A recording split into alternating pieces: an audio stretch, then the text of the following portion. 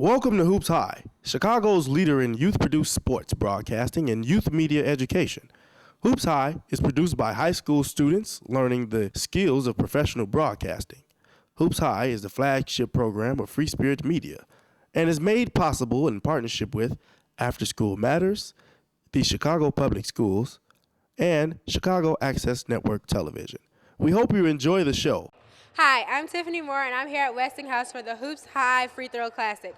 Today we have the Lakers versus the Heat. Please stay tuned for more Hoops High.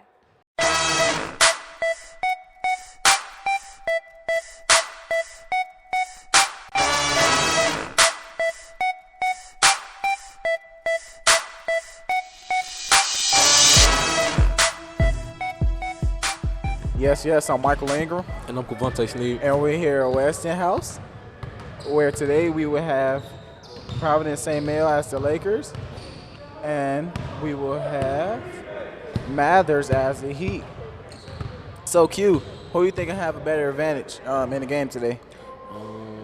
I'm not for sure today. I mean, they both pretty good teams. I'm just kind of excited to see what's going to happen, you know.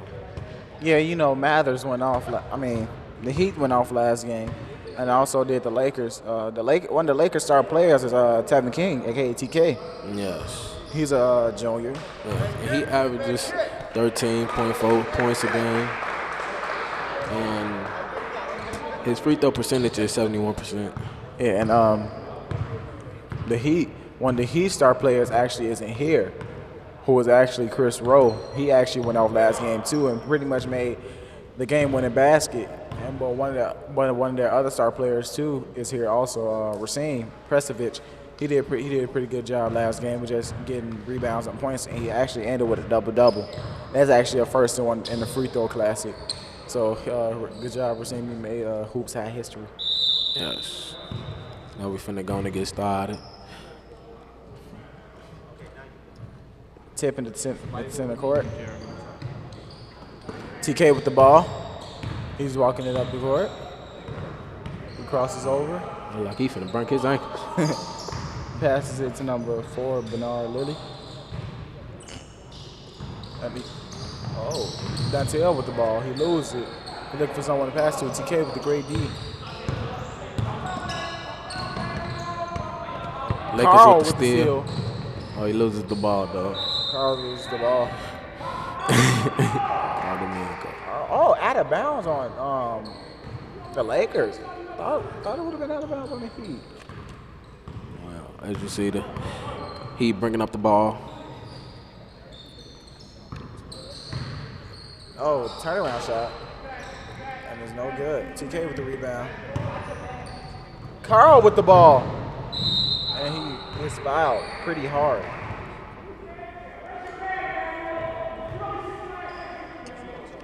Carl to the line towards free throw. Carl is actually a sophomore. Carl getting ready to shoot his first free throw. And it's good. Mavericks just took the lead 1-0. Or 2-0, one mistake. Carl with the second free throw. And it's no good.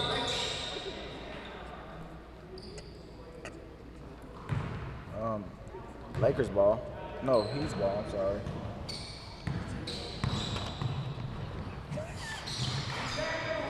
Number 9 with the ball. Racine with the ball. Racine with the shot. And it is no good. TK with the rebound.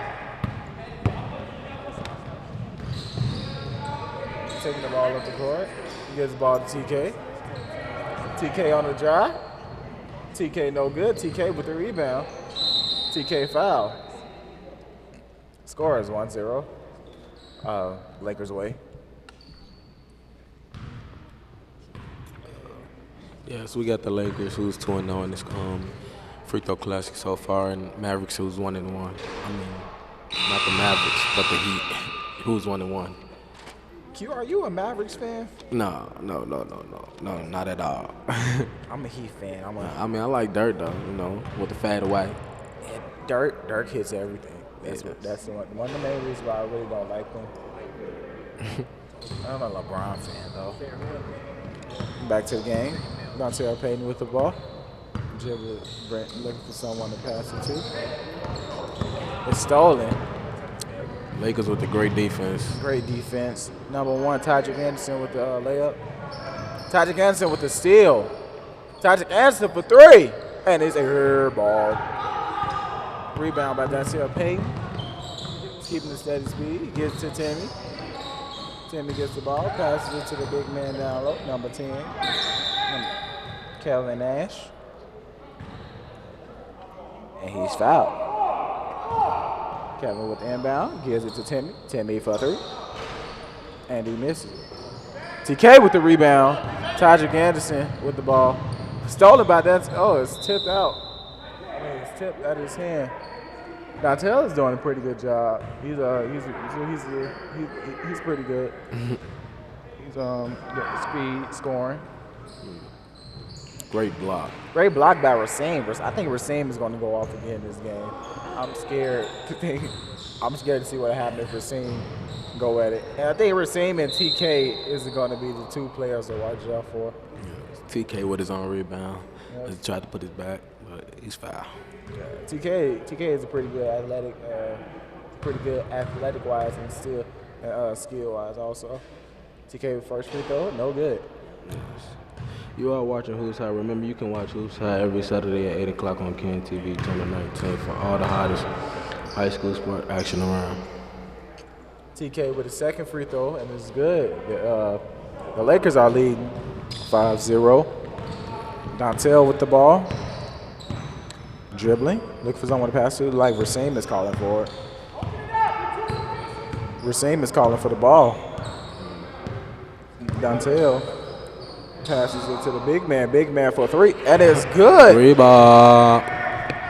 Kelvin Nash with a 3, which puts his team, gives his team 2 points. Which means they're down by 2, and Tydrick Anderson throws the ball out of bounds.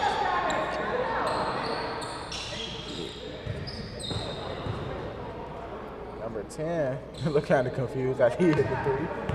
He gives it to Tydrick Anderson. Tydrick Anderson passes it to Timmy. Oh, I'm tweaking right now. Hoops High is produced by high school students learning to be professional broadcasters. All the camera work, announcing, directing, and everything else is done by young students. I'm sorry, Dontel Payton with the turnover. TK passes it to number 4, they're big. Mr. Bernard Lilly. TK gets the ball back up. Number 1, Tydrick Anderson passes it to number 4. Great shot. Him with his 3. Dontel Payton with the ball. Passes to that big, he throws it down low. Number 2. Oh, up and under. Oh, he missed it. TK with the rebound. TK pushing it up the court. TK for his layup, and it's good. L1. And 1. TK, Talent King. Free Spirit Media strives to give students a voice and it is associated with True Star Magazine. You can check us out at www.truestar.com. Remember, True Star is where teens speak the truth. Check out the Hoops High hype column in True Star Magazine. Dontel Payton with the ball. He passes it to their big. Number 2. Oh, he missed the layup. Oh, Euro. Oh, and it's no good. Rebound by number 2. Dontel Payton with the ball. He's passed it to Jason.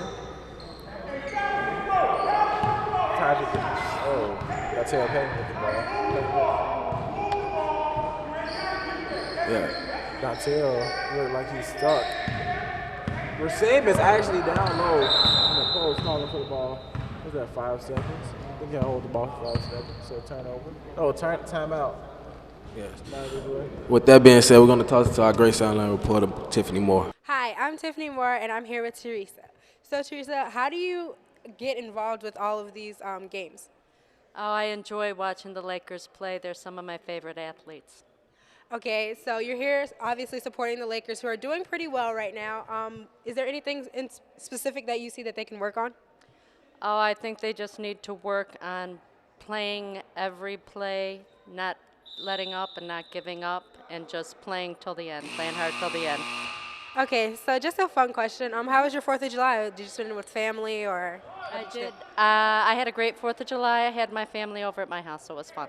Okay, thank you so much for your time. Enjoy the game. Now back to our announcers. Thanks for that great report, Tiff. Dontel Payton with the ball. Pass it down low. It's stolen by number 1, Tadrick Anderson. Tadrick Anderson with the great steal. Pass up, of course, number 4 for the shot, and he misses it. Missed it already. Dontel with the ball. Looking for someone to pass it to. Raheem's is up at the top of the key in front of him, calling for it. I think that the Heat, he misses it. The Heat are just doing a great job of, keeping up with him. Carl for 3, and it's good. Oh, Carl for 2, I'm sorry. Score was online. Lakers with the lead, 11-3. Yeah. Dontel with the ball. Pass it. Raheem is up top calling for it. Dontel for a long 3, and it's air ball. Man, the Lakers ain't letting nothing get in the hole, though. Yeah, they doing a pretty great job. Yeah, they playing 3-2. 3-2 zone. Is that 3 up top and 2 down low? Yes, it is. I kind of figured that. I'm not a basketball player, but I try sometime. TK calling for it. TK open for 3, and it's no good. Number 4, Kevin Nash, and this is good with his layup. Dontel with the ball. He's double teamed pretty quick. Raheem with the ball. Raheem on a drive, and he's calling for a travel. Subbing in for the game. Emmanuel number 10, I'm sorry. Subbing in for number 8. TK with the great pass on the inside. Tech draws the foul. Now the Lakers finna attempt to make the free throws. Got Tedrick at the line. They're doing a pretty good job, of just getting to each other. It seems that, I don't know if it's me, Providence St. Mel doesn't have a coach with them right now. So I think the players are just coaching themselves. Well, they're playing pretty good, though. They're doing a great job. It's actually been like that for the last 3 games. Hey, my hat's off to them, man, for real. Dontel with the ball. Passes it. Oh, TK with the great steal. TK with the layup, and it's good. HoopsHIGH is the flagship program of Shrewsbury Media and is run in partnership with After School Matters, the Chicago Public Schools, and Can TV. This is a team effort all around, and we are grateful for our partners who make this possible. Dontel with another air ball 3. I don't know what it is. But it just seemed that he can't hit a 3. Number 4 for St. Mel. Tadrick Anderson with the ball. Gives to TK. TK sides up. Tadrick with the ball. And Dorian. TK with the ball. Pass it to Tadrick. Tadrick passes it back to TK. TK with the step back, and it's no good. Looking for someone to pass it to. Dontel with the ball. Oh, pretty physical. A lot of contact. Air ball. What is going on? I don't know, man. Oh my God. Oh, God. It seems that the Heat can't shoot. Yeah. As you see, this is not that game. Oh, he hits the rim. That's pretty good. Okay. Tadrick with the ball. Pass it to TK. I thought TK was going to pull up for a 3. He looked pretty mad. Usually TK would have, usually more people would have just, get out the way, man. TK just sat there and looked. TK is another action. with the Rashard Lewis shot. And it is good. Mr. Ryan answers. Keep up with the game action in the Hoops High crew with Twitter. Just search us at Hoops High FSM and follow us. Yeah, oh, getting ready to sub into the game, Mr. Ryan answers. I'm sorry. Jumping ball at the court. Oh, pull up. Oh, it is good. Oh my God. He balling today. Yeah, he had like 10 points thus far. He has 8. But he just 8. But he just it's just that his shot is just what throws you off. He has that like a Tyreek Evans-ish shot.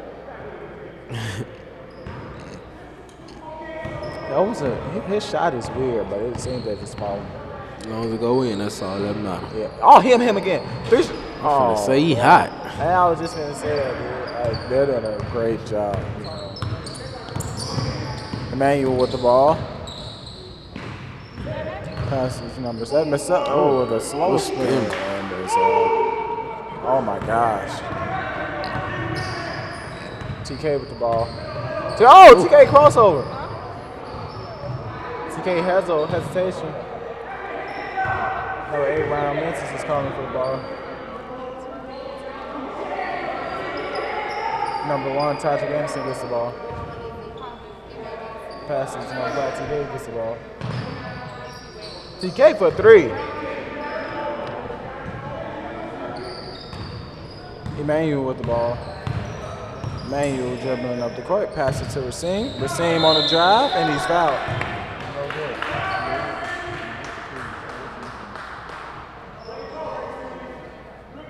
They're doing a pretty good job, you know, just on the drive. Racine with the foul. Scores 25-7. Lakers away. Racine for his free throw. First free throw is good. Yeah. One of the Lakers' key player is Tedrick. He has 4 points, and like 3 assists. Racine hits both his free throws. So now the score is 25-9. Lakers away. Tedrick Anderson pass the ball to TK. TK gets the ball back. Pass it back to Tedrick. Little guy with the ball. They're trying to feed the big man. Yeah, shout out to everybody, you know, playing in the Hoops High tournament. I don't think that it would be a tournament without just, you know, just the people in the tournament. Oh my God, TK with another 3. TK going off. Score is 28-9. Lakers way. Oh, and there was a foul. I think it was gonna be a dunk. Yeah, it looked like it. About to jump out my seat. Yeah, I would. Yeah, I mean, I want to see something interesting. Racine on the drive, and it's good off the backboard. Racine Presovic is doing a pretty good job of keeping this team in the game right now. TK gets the ball, passes to Tedrick. Tedrick for a 3, and it's good. They finna take off. Providence St. Oh, I'm sorry. Lakers winning by 20. Score is 31-11. Emmanuel with the ball and jump ball. Great hustle by both Lakers teams. way.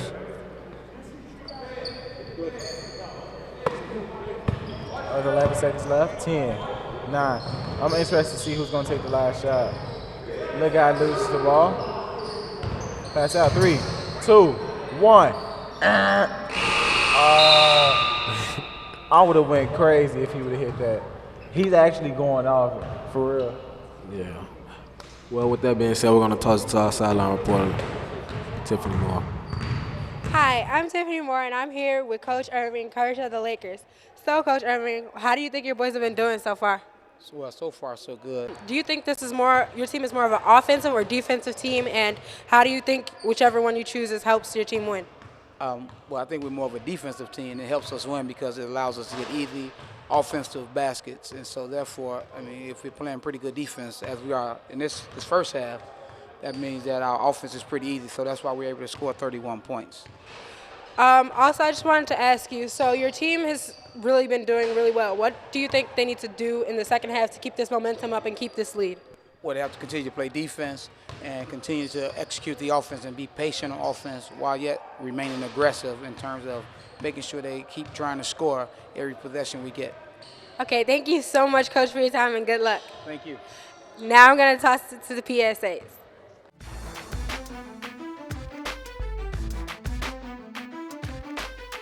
Passion, drive, Diet, It doesn't matter if you're an athlete or not.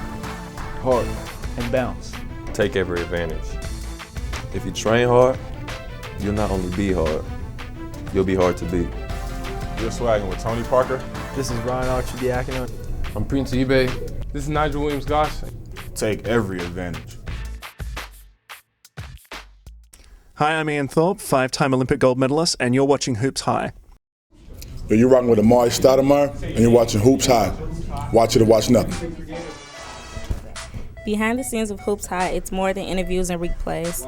The crew contributes 110% in setup and production. While we have fun, we are also very serious about getting the job done. We have the opportunity to work with big companies such as Nike and to meet current and future NBA stars. We are Hoops High. What up, y'all? This is Common, and you're watching Hoops High. Yes, we're back with more Hoops High. I'm Michael Ingram. And I'm Covante Sneed. And we're here at Weston House for the first AU Free Throw Classic, where the Lakers are taking on the Heat. Thus far, the Lakers are doing a pretty great job. The score is 31-11. So, Q, do you think that the Heat can actually come back? Nah, I doubt it. I think, like, if they hit, like, making great and ones, knock down their free throws. I mean, like, I'm a big fan of three-point shots, too, and some dunks. If they can do that, that'd be pretty great. Yeah, but they already in the dub club. They could come back, though. I didn't see people come back from last. True. But, nah, not this time. Getting ready. The game's getting ready to start. The 5 on the court for the Lakers is TK, Bernard Lilly, Todrick Anderson, Ryan Minter, and Carl Gardner. I think that both teams are doing just a great job of, just scoring, that is. Just doing them. But you gotta admire the Heat effort though to keep playing and trying to work hard. Yeah, indeed, no doubt. Rasim is one of their star players. I think if Chris Rowe was here, a lot of things would go different. But now they just have like all length, so I think that they should do a pretty good job and grab the rebound. Oh my God! Oh, nice flow. They just rolled in and out. Tedrick with the ball. He dribbles out. Looks like he's about to pull up for a three. He's trying to run a play, but the rest of the players are seeing. Bernard gives it back to Tedrick. Tedrick calling the play. He gives it to TK. TK gives it back to Tedrick. Tedrick gives it to Bernard. Carl with the ball, and it's beat up. Oh my God! Tedrick with the ball. Great hustle. He gives it TK for three. Air ball. Carl with the off the backboard. I think it's their rim though. I mean, like everybody been airball on the rim. Even me when I was shooting around. You was gonna airball regardless. No, but I can actually shoot. It's just their rim though. We talking about the game. I think the rim is slanted. Just a little. You just can't shoot. If I can't shoot, can nobody else shoot? Everybody airball. Put it like that. Back to the game. Oh my God! Step back three, and it's no good. Rasim with a great tip in. Tedrick with the ball. He looks like he's pretty frustrated right now. Now he passes to Ryan Minter. Bernard Lilly. Tedrick with the ball, passes it back to Bernard Lilly. Gives to Ryan Minter. Gets the Carl pull up. No good. TK with the rebound. And he's fouled by Rasim Presovic. TK, I think like so far TK has drew like 4 fouls. TK to the line for his first free throw. And it's good. The PSAs, the drama and documentaries that you've seen between breaks on Hoops High are produced by Free Spirit Media, students at North Lawndale College Prep High School, the Gary Coleman Youth Center, and Powerhouse High. We hope that you are enjoying the stories and messages that we young people are sharing. Subbed into the game, Mr. Kalen Nash for Carl Gardner, their big man. Dontel with the ball. He gives us number 6 on the drive. Gives it to Racine. Racine pump fake and it's air ball. Big guy down low with the rebound, puts it back up. Hedrick with the ball. Yeah. So far in this Hoops High free throw series, the Lakers are formerly known as St. Mel are 1-1, and the Heat, formerly known as the Mavericks, are 2-1. Indeed. St. Mel is doing a pretty good job. St. Mel is just a pretty good team thus far. Bernard Lilly for 3, and it's good. It's just in his shot, the way he has to pocket back, and then he has confidence in his shot also, no matter where he's shooting from. Man, he playing ball with the shot, and it's good. The Heat draws the foul as the Lakers get ready to sub in the player. Both teams actually. Got Manuel coming in for the Heat, and Carl coming back in for the Lakers. Yes, Bernard Lilly has 10 points so far. Really? I thought he had like 12 because he hit like a lot of threes. So. Manuel with the rebound on the drive. Foul on the ground. Number 5, Kalen Nash. Please check out the Free Spirit Media website at www.freespiritmedia.org or check us out on YouTube. Search Free Spirit Media to view our YouTube channel. Manuel loses his hand on the ball. Manuel out of bounds. Oh, foul on Kalen Nash. Manuel getting ready to inbound the ball. Racine is calling for it. Racine for 3. And it's good. Big man with the 3. Dirk Jr. Tedrick with the ball. Dribbling the ball up the court. Looking for someone to pass to. Carl is calling for it. Kaylee gets the ball. Tedrick with the ball. Tedrick passes to TK. TK passes it to Tedrick. Kaylin with the ball. Kaylin passes back to TK with the ball. TK on the drive. Foul. TK draws another foul. That's 5 thus far. TK is doing a pretty good job of driving. TK to the line for his first free throw. And it's good. TK at the line for a second free throw. And it's no good. Dontel with the ball. He's a pretty fast point guard. Racine for 3. And he misses it. I thought he hit that. No, I thought he hit it too. Racine is going crazy. He just walked up and jacked up. But he took like 3 steps there. Tedrick telling his player to stop. Kalen with the ball. Pass it back to Kalen, get the ball. He told him pass to TK. Tedrick gives it to Kalen. No, he gives it. Oh my God, Carl on drive. That's the 3rd time Carl got his shot blocked.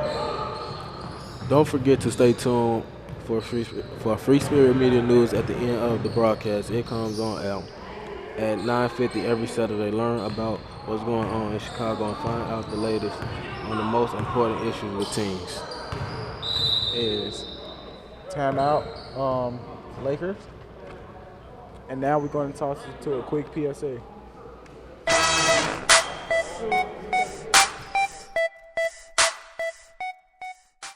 I live in a community where violence is everywhere. I have seen horrible things. I'm afraid for myself. I am afraid for the smaller kids. I worry about what this neighborhood is coming to.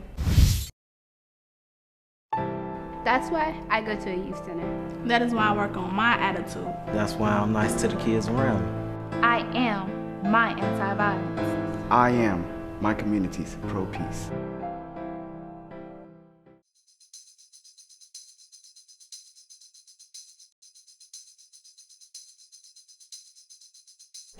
Hey, girl. This is why I can't stand dark-skinned girls. They always have attitudes. Man, you see that Lakers game last night? Yeah, a couple of stuff. I think I see my buddy Ryan over there. Kiwante, what's up, man? What's up, Ryan? You see that game last night? Yeah. Man, those Lakers. Hey, we'll talk, all right? Man, you cool for a white guy. Why you just can't be a cool guy?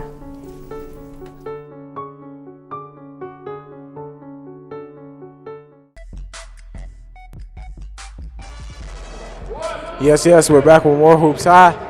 I'm Michael Ingram once again. And I'm Quavante Sneed. 39-20 is the score. The Lakers are doing a pretty good job of, they're doing a pretty good job of driving, drawing fouls. Even though the Lakers only have one player on the bench when they sub in and out. Racine to the line for his first free throw. And it's no good. Racine is really going off for him. He's really going off for the Heat. Yeah, see, he had recently hit a big three that kind of put them in the game. Yeah. Racine hits the second free throw. Yes, with that being said, we're going to toss it to our great sideline reporter, Tiffany Moore, with a courtside update. Tiffany. Hi, I'm Tiffany Moore, and I'm here courtside at the Lakers versus Heat game. Well, the Lakers have an advantage from 41 to 21. Just some cool stats. In this year's Hoops High free throw tournament, the Lakers, formerly known as Providence St. Mel, have a 1-1 series record, while the Heat, formerly known as Mathers, have a 2-1 series record. This has been your courtside report, and I'm Tiffany Moore. Now back to our announcers. Thanks, Tiff, for that great courtline report. On the previous play, block on TK. TK blocked it. Yes. Jump ball. Oh, foul. We are broadcasting a Hoops High free throw classic where we have the Lakers taking on the Heat with the Lakers up 43-21. Number 7 to the line for the Heat, and it's good. Smack Butters. Getting ready to shoot his second free throw. And it's good. And he actually has on a new D Roses. Big ups to those two. Those probably playing are pretty good, Yeah, that's what's up. Oh my God, Bernard on the drive. He's beat up. But it's out of bounds on Mathers. on the Heat. Lakers with the ball. Caitlin Nash gets the ball. Look for someone to dribble it. Passes it to Patrick Anderson. It looks like it's going to be a lob. Dontel with the ball. He passes to Racine. Racine for the layup. Great pass. Great pass. That was a great pass. Great communication. TK with the ball. TK on the sides up. Pass it to Tedrick. Tedrick passes it back to TK. TK for 3. And it's good. TK is really going off, man. TK is really doing a great job. Him and Bernard Lilly are playing great. Yeah, those are really. TK with the one-hand rebound. TK pushing the ball up the court. He passes it to his big man, Ryan Mentors, who misses a round the rim layup. Dontel Payne. Racine with that drive and his offensive leg. If you just can't seem to get enough of Who's High friend us on Facebook, get to know the crew and what's going on in every Who's High production. I'm sorry, out of bounds on Providence St. Mel. They're doing a pretty good job, just doing them winning. The score is actually 46-25. The Lakers are doing a pretty good job. See, they're just kicking it on the bench. Good players, just laughing, having fun, not taking anything too really, not too personal. You feel me? But on the other end, you got the Heat coach over there going through a thing, telling his players what to do, how to get back in the game. Providence St. Mel just chilling on the bench, man. They're just having a pretty good job. I don't think that they have a coach. They're doing a pretty good job. They're just letting each other play, get their own minutes and whatnot. Number 4, Bernard Lilly. That shows great discipline on the Lakers behind. Yeah, I mean, like when you don't have a coach and you're just sitting here just playing like yourself. No coach, no nothing. Nobody yell at you. The Heat with the walk. Walk in the park, a.k.a. the travel. Tadrick with the ball. Looking for someone to pass it to. Tadrick pull up 3, and it's no good. We're seeing with the rebound pass to Dantel. Dantel with the ball. Kalen Nash with the great D. Dantel Payne with the ball. Tadrick Anderson with the great defense. This should be a foul on Tadrick Anderson, who was actually pushed to the chest. That was just great hustle by the Lakers. They was really trying to get their steal, get up the court. Hustle.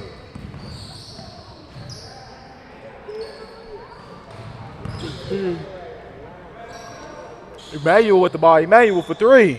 Oh, it's no good. TK with the rebound. Looked like that was going to be an air ball. Bernard with the ball. He passes to Kalen. Oh, my God. Yes, that was actually an N1. Yeah, no foul call though. I think they don't call no fouls because the Lakers are up 48-25. I don't think they find a use for doing that. Yeah. Emmanuel with a great rebound. Sometimes it's best to just let them play though. Yeah, that's how you get tougher though. Kalen with the floater is no good. Number 2 pushing the ball up. Oh my God, behind the back. Passes it to the big man, number 7 on the drive. And it's good off the glass. Big man going to work. That's what the glass is back there for. Me, I hit all the backboard whenever I'm not doing a layup. And it just bounced right off. Oh, it goes in sometimes. We know we are not always perfect, but we are working hard and we are always learning. We thank you for your support and encouragement. Indeed. Getting ready to take the ball out for the Lakers. Number 1, Tadrick Anderson. He passes to TK. Tadrick Anderson gets the ball. Bernard Lilly for 3. And it's good. No, Bernard Lilly for 2. He pulling it. Yeah, I think he's going to real. Yeah, he's actually going to be my player of the game. Yes. Dantel with the ball. Dantel looking for someone to pass to. Q, are you enjoying the game thus far? Yeah, I'm really enjoying it. I like to play better Lakers, but I'm also enjoying the Heat effort to keep playing and just try to make this just like slow down on this. Do you think the Heat is going to come back? No, it's 2 minutes left. It's over with. Well, they did just hit a big 3. I think it was Emmanuel. I think Emmanuel hit the 3. TK on the drive, kicks out the car. Carl is getting his shot. Glass. That's the 4th time that happened. Dantel with the ball. Racine calling for it. The big guy gets the ball. Oh, and his travel. Look at that coach just going off. They just steady walking. They walking all home. Just walking for no reason. He's walking because they can. Tadrick with the ball. He's pushing up court. Goes to Bernard. Bernard on the drive. Bernard off the glass. And it's good. Want to see more Hoops High games? Now you can see us. Now you can see full games on iHigh. Go to www.ihigh.com/HoopsHigh to see games for the past or stream live or stream. Oh my God! The game was just called again. Well, with that being said, we're going to talk to our great Southland reporter, Tiffany Moore. Hi, I'm Tiffany Moore, and I'm here at the Player of the Game, Lily. So, Lily, how does it feel to be the Player of the Game? Feels good. I had a pretty good game. Just have to be consistent from here on out throughout the summer. So, your team got off to a great start. I know you guys had a 1-1 record. Now you guys have a 2-1 record. How does that feel? Yeah, it feels good. Last week we lost to Westinghouse by 1. It hurt us, so we went to practice, focused in practice, so we were able to get the W today. So, you guys had really good teamwork out there. So, how important to you as the leader of the team is teamwork? Teamwork is very important. There's no I in team. You can't win a game by yourself. It takes a team effort. So that's what we did today, and we were able to come out with the W. Thank you so much, and congratulations on your game. Thank you for watching Hoops High. You can catch us on Channel 19 every Saturday at 8 o'clock. Stay tuned for Hoops High. Jumping ball before. Oh, pull up. Oh, it is good. Passes it to the big man for 3. And it's good. Rebound. Tajik passes it back to TK. TK for 3. And it's good. Passes it to the big man, number 7 on the drive. And it's good off the glass. Number 1, Tajik Benson passes to number 4. Great shot. Passes number 7. Oh, with a slow spin. Check that out, TK is another action. With the Rashard Lewis shot. And it's good. And down the ball. Racine is calling for it. Racine for 3. And it's good. Big man with the 3. Good to Bernard. Bernard on the drive. Bernard off the glass. And it's good. You can watch Hoops High on CAN TV, Channel 19, every Saturday at 8 p.m. Please visit www.hoopshigh.org to learn more. Hoops High and Free Spirit Media would like to thank our sponsors. We are grateful for their support in making our mission of youth media education and opportunity possible.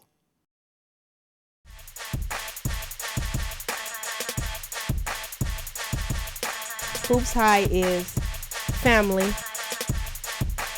communication. Enjoy it. Hoops High is astounding, creativity, commitment. Hoops High is exciting, meaningful.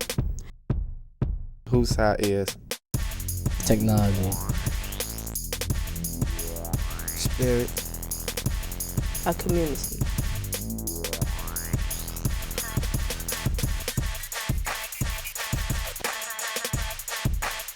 Hoops High is home, love, dedication, inspired,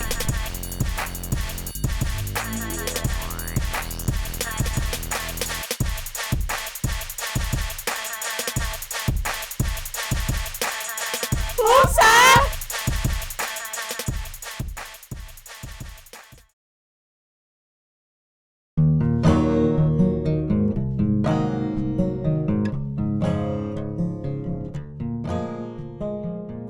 If they probably never was exposed to it, they probably would have never have done it, but it's something that you see that interests people a lot. I never worked with a camera, it was my first time learning about a camera, zooming in, zooming out. It was a real good experience for me, I think it changed a lot in me too. It changed how I think, and it changed something I like to do in life. When I get older, I want to be some type of actor. So being in this classroom really helped me out, really exercise my ability to act. We shooting it and we shooting it off like what we done been through, and people get to see it and they watching it and they liking it. Like young kids in the community can do stuff that's worth some type of value.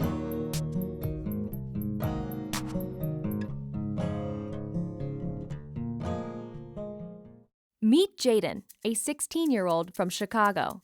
He likes reading, playing basketball, and daydreaming. As one of 75 million youth in America, he is the future of our country. But today, Jaden's future is uncertain. A new economy is evolving as Jaden tries to find his way in a school system where more than 42% of students drop out and even more fall behind. For Jaden and others like him, the future looks grim. But there is hope. Youth media programs connect with kids like Jaden, moving them from discouragement toward opportunity through the power of communication. Jaden learns about journalism, technology, and culture. He spends his time engaged at school, in youth centers, and at libraries. He discovers how to observe the world around him and share his own stories. He becomes one of more than 10,000 teens involved in the Chicago Youth Voices Network, a collection of innovative programs that come together with a bold vision to reach more people like Jaden, to transform education, and to shape the health of our city. Together, the network gives vision to the journalists, artists, engineers, and leaders of our future. One story, poem, film, blog post, one youth at a time.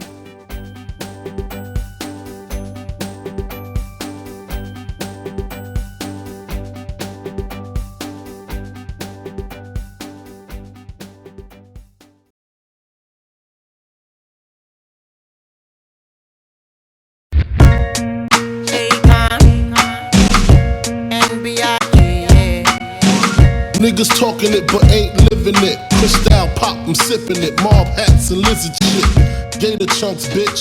Rolling blunts with the williest of the willy. Hitchlink cop, M1s and 9 millis.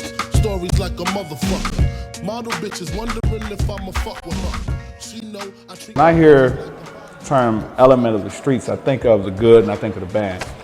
Of course, you think of gangs, you think of drug dealing and things like that. But you also got to think about the good things. You got a lot of people that contribute to different communities and things like that. So you got to look at both aspects of it. What it brings to mind for me is two facts. There is ups and downs in the street. One is good, one is evil. And I think that a lot of it is taking place today in our streets. And we need to really reach out to the streets more as ministers.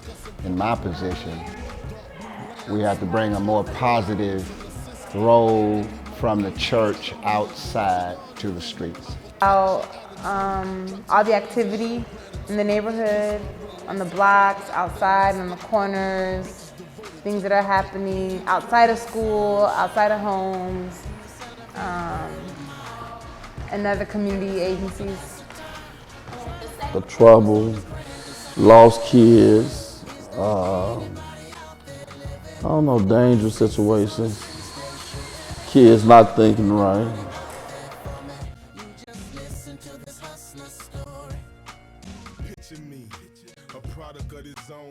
I don't think they ever gonna change because they don't have no influence. People influence them, but they just don't want to do it. They always want to do it out there, be on the streets, and do their games and stuff. I do not think that the games on the street will change for the simple fact that most of the time, most games are for all bad. I really don't think they're gonna change. No, this is getting worse and worse. The reason kids are joining gangs, from my experience, is because there's a lot of excitement in it initially, and we think it's cool because we are supported. Lack of love at home and attention, and trying to find somebody to love them, trying to fit in. Popularity, they just want to be popular and be cool and like do what other people do. They think that's how they're gonna fit in.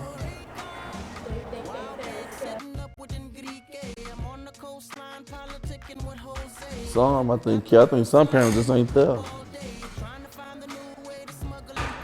Yes, I think they care. I think you have at least 90% of the parents out there that truly cares.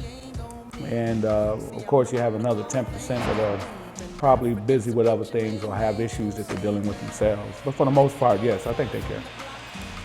Well, I know they do because my parents cared, and I was gang affiliated when I was a kid. And my mother prayed for me every day. So it wasn't like if we had better parents in the home, then our kids wouldn't be the way they are. But we choose the direction we take. And I chose to be involved with gangs because, as I indicated, it had the pleasures that go with it, but it was only for a season. Some care and some probably don't care. Like some of their parents probably drug addicts, probably crackheads or hype or anything. And like the other people that care, they probably caring about them, telling them, but they just not listening. They still on their own road doing what they want to do.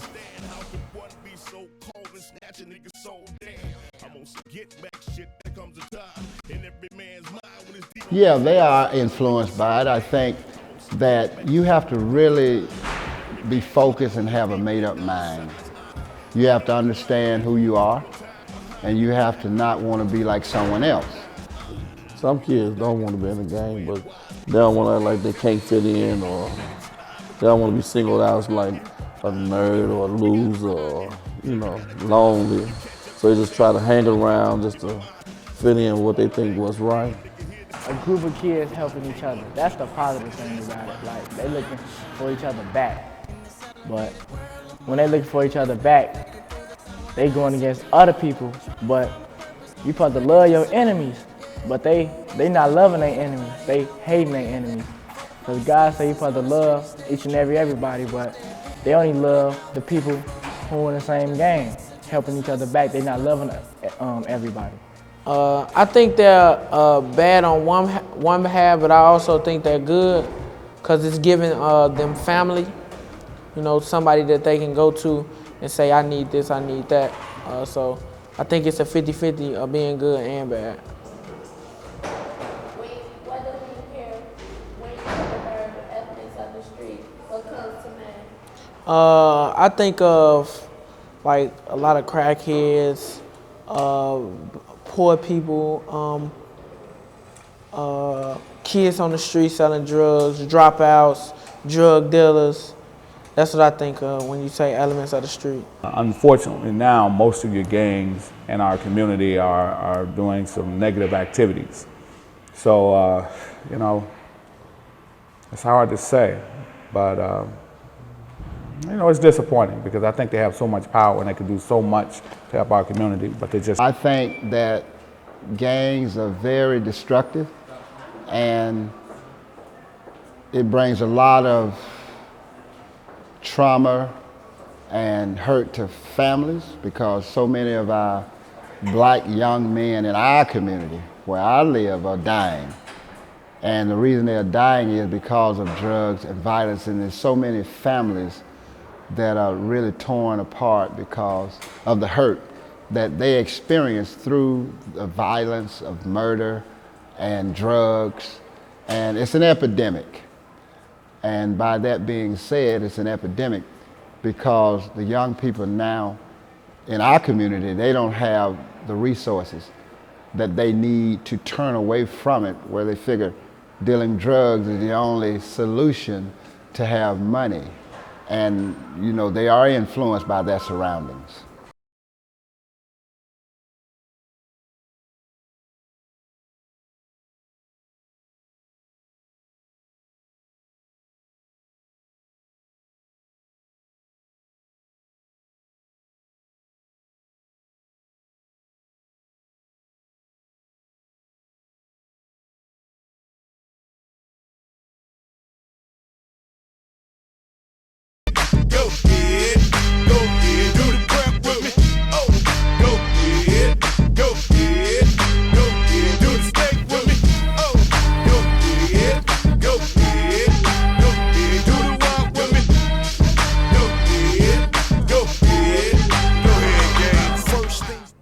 You think it's sweet, huh? But I got somebody for you.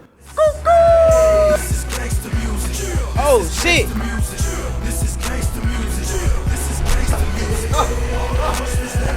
Yeah, boy, I told you don't come around here, boy. I told you don't come around here, boy. I told you don't come around here. Damn, they whooped your ass. Come on, man, get up. We'll get him later, man. Come on, man. Niggas got love for me, but I don't go nowhere without my strap. Yeah. Ain't that the nigga right there? Niggas just don't know how to act in my hood. Niggas is grimy, I stay on point, I move with my gang in my hood. Niggas might buck at me, so I keep some I'm around the buck, man, in my hood.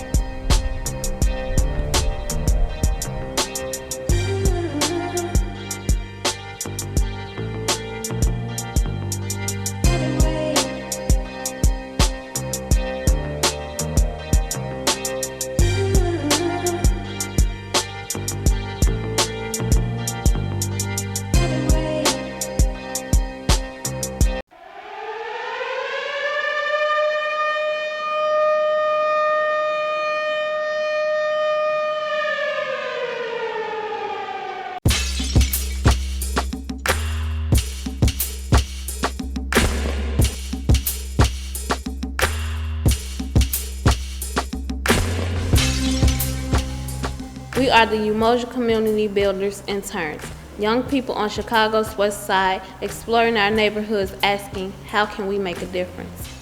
This summer, our theme is Agents of Change. What is an agent of change? This is a person or persons with the mission. Change is a force of movement, positive or negative. In this case, we are looking for the positive within the negative. We looked at the state of our community and asked, why is it seen as the worst side when we know it as the best?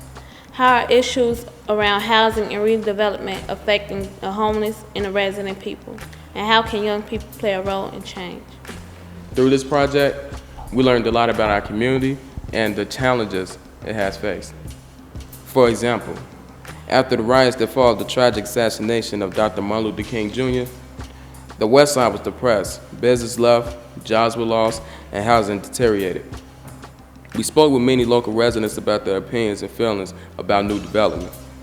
We met with several well-informed and concerned individuals involved in change. In this film, we hope you will get a sense of our community and how it feels as it enters a time of dramatic change. What change have you seen in this community?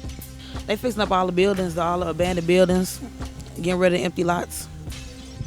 Certainly see a lot of things around housing, right? Things are happening with the schools. There's a lot of investment occurring in housing, in infrastructure, and I see a lot of new development going on in areas that have not previously seen it. For the first time in 10 years, they fixed the street.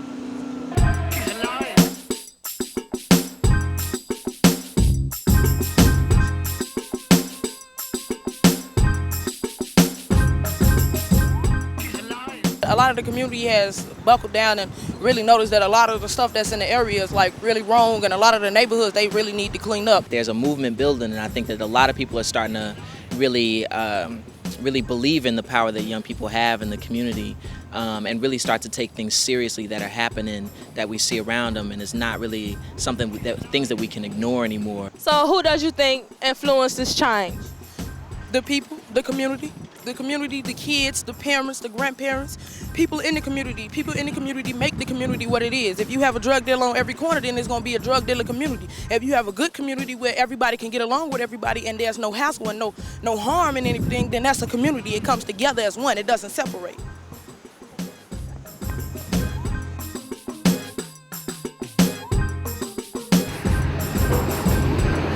What is your opinion about the housing prices?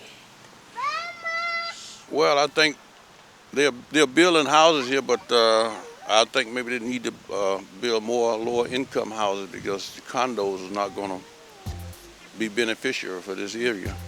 Do you feel that it's fair to put high housing prices in a low-income community? Well, I think that's for the community to decide.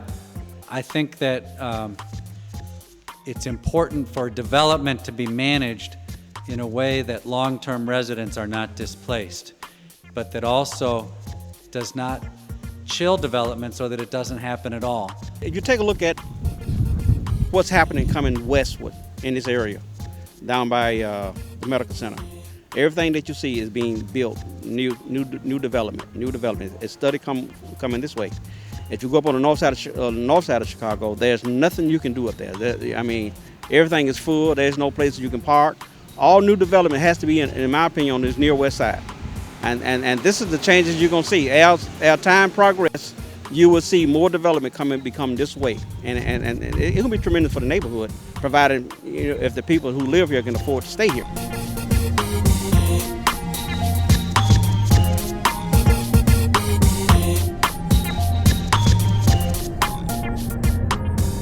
Community development is a very, very challenging process, and I think it's an exciting time in Chicago right now. A lot of communities that have been down for a long time are turning around, but I think the challenge of community development is to ask who's doing the development and who's the development being done for. And I think in a lot of Chicago communities, you see the development being done for people who don't live in those communities right now.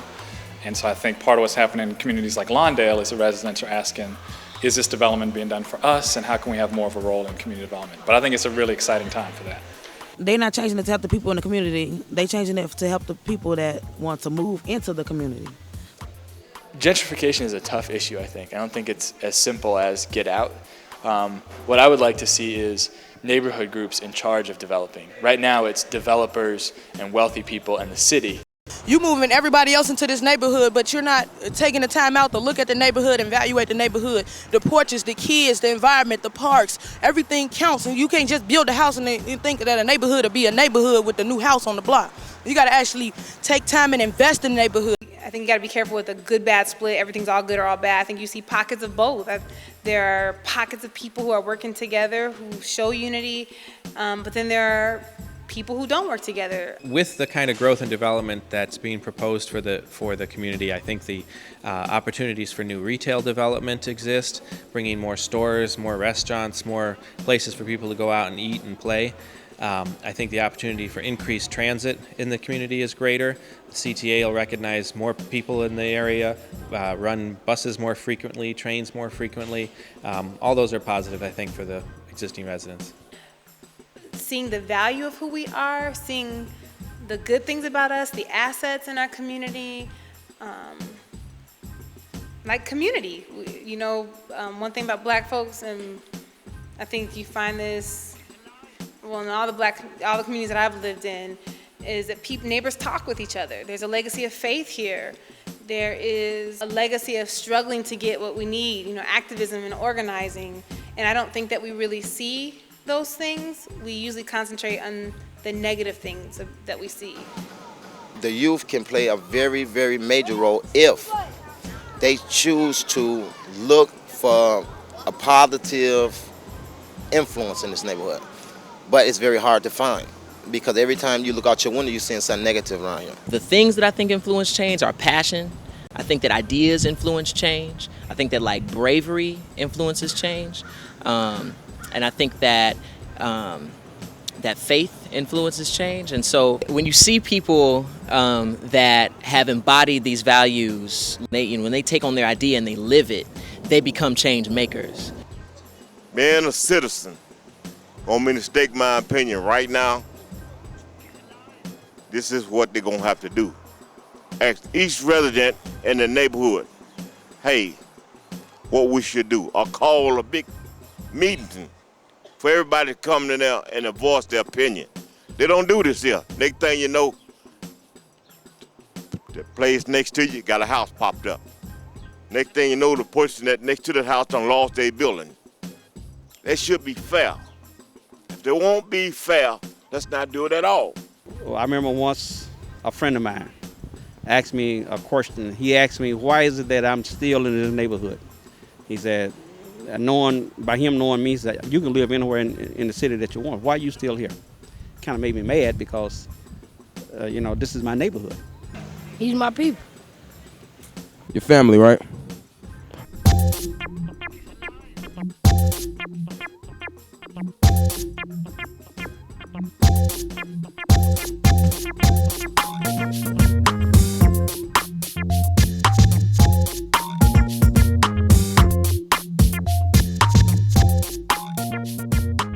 The purpose of this project was to mirror an image that is not often seen and to shed light on positive ways we can solve problems that stand in the way of a better community.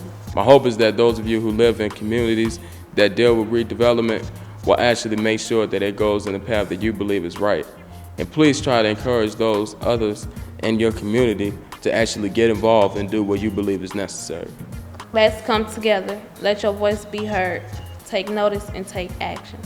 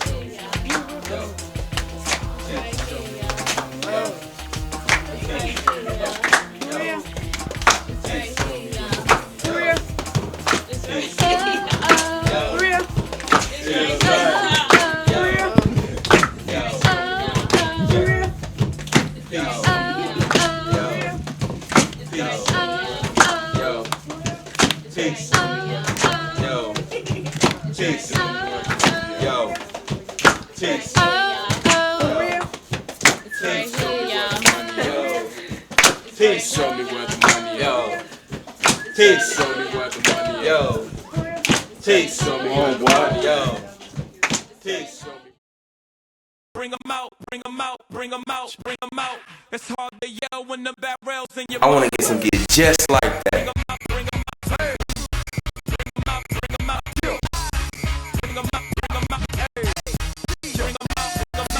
I'm not trying to buy me stupid food. I'm just going to buy me some new gear.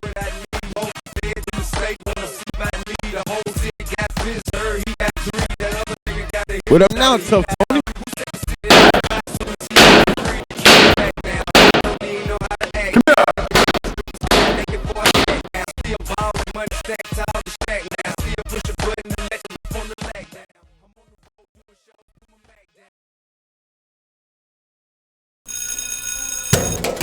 I heard you was talking to some boys. I'm not about to put up with you talking to other people. Your friends got you out here looking promiscuous. I'm starting to even wonder if I want to be with you anymore. If I see you talking to any other boys, we gonna have some problems. Should I find new friends? Is he looking out for me? Does he love me? I don't get it. Why is he so controlling?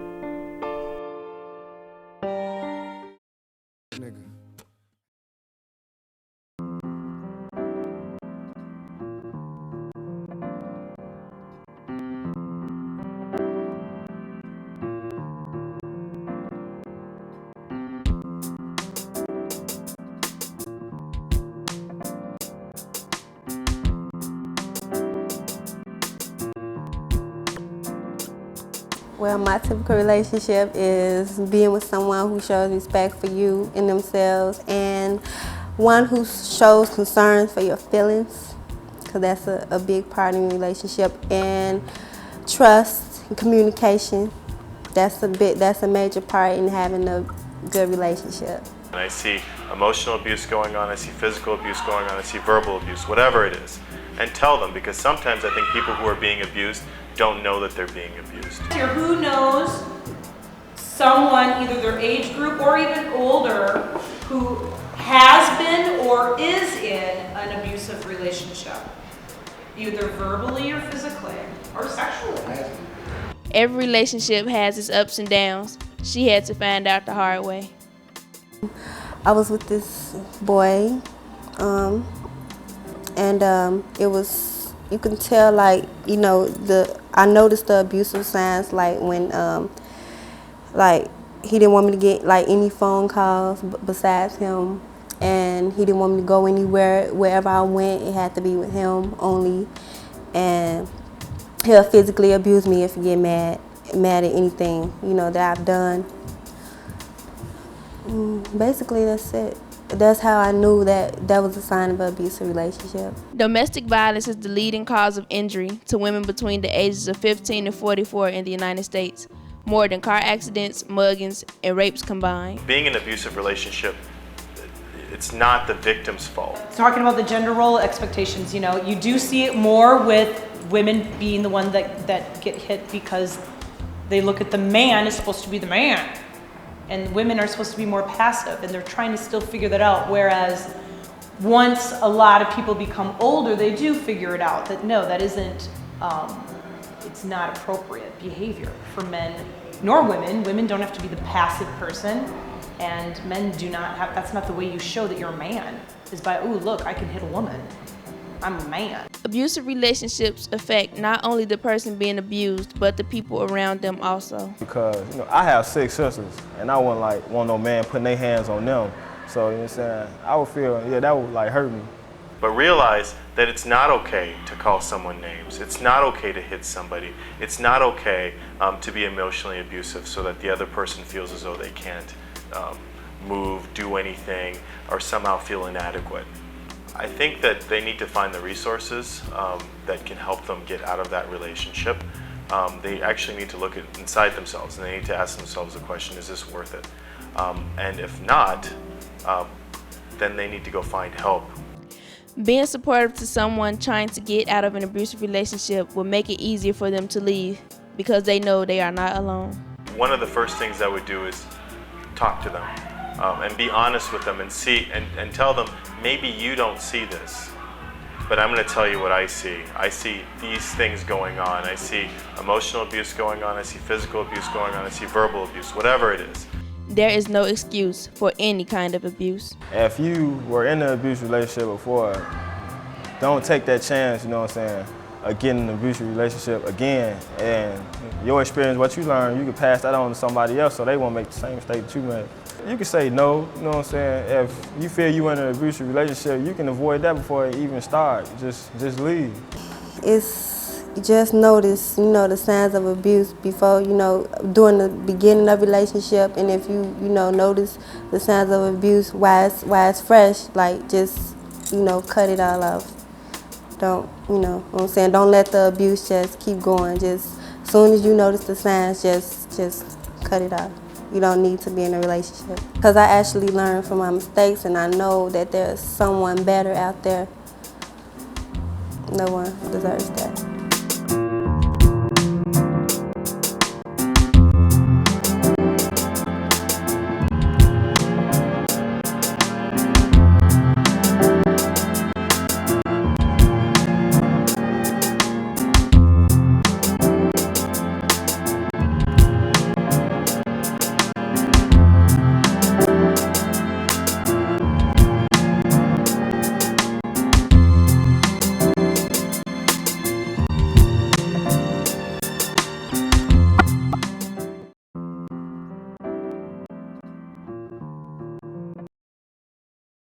Remember that girl you said was 19, son? Yeah, I remember that shorty. She was not 19. Word?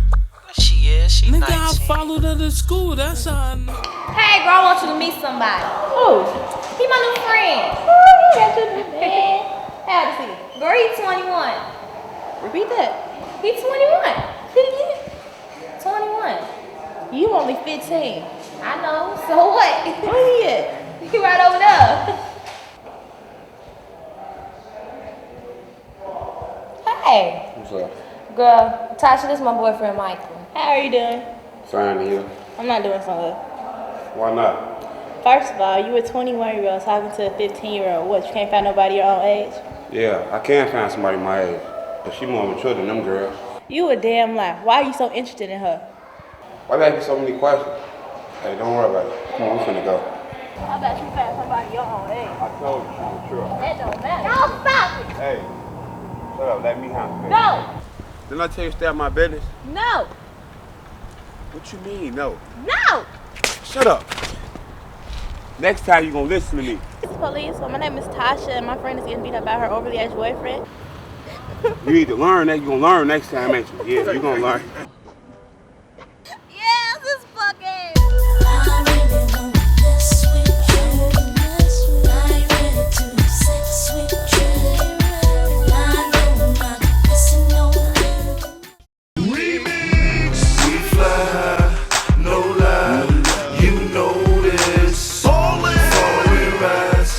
outside, it's like showbiz. We stay fly, no lie, and you know this.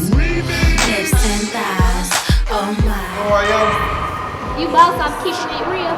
Yeah. I watch your show every week. You do? Yes. Alright, keep watching my show then. I got you.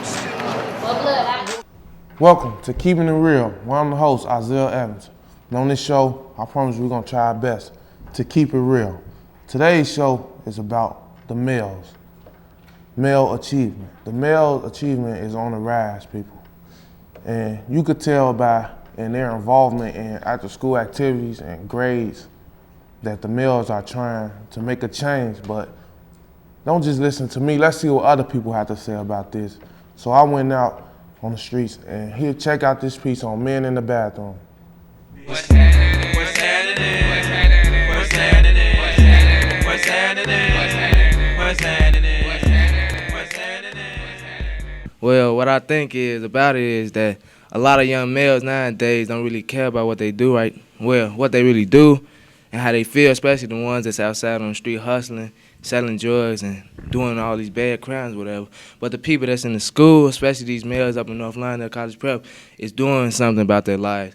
They're like getting an education, going to school, getting good jobs, at least trying to get an education and go to good colleges, whatever.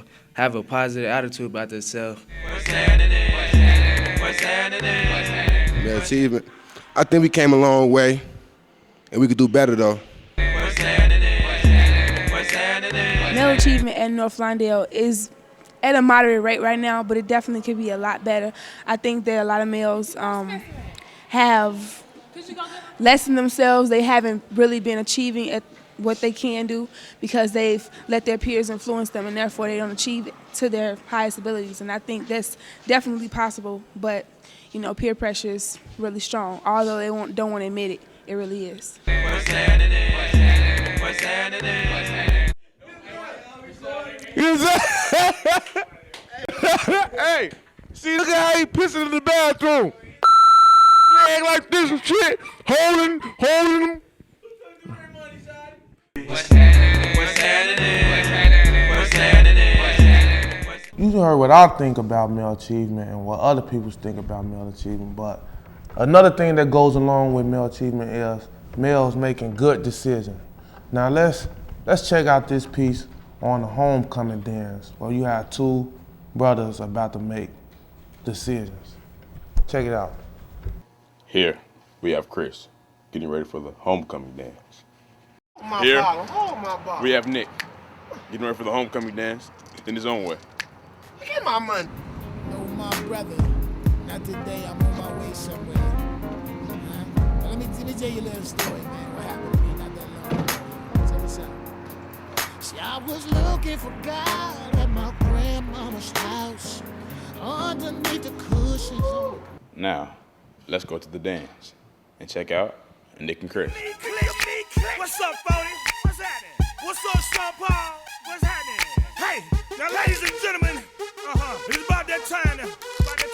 Turn this thing on out. Now, let me see everybody do this. Hey, let's go. Snap your fingers, but do you still? You can do it all.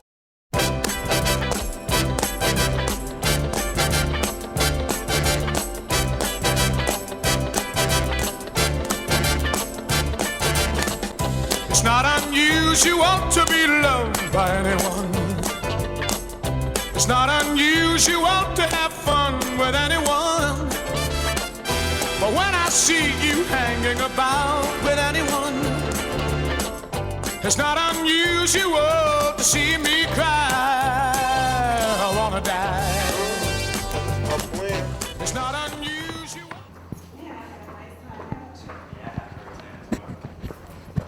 My keys in, man. Where my keys at? These my keys. He is so drunk.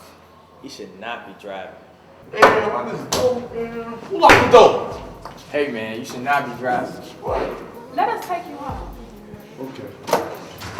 Somebody loves you, baby. Somebody loves you, loves you, loves you.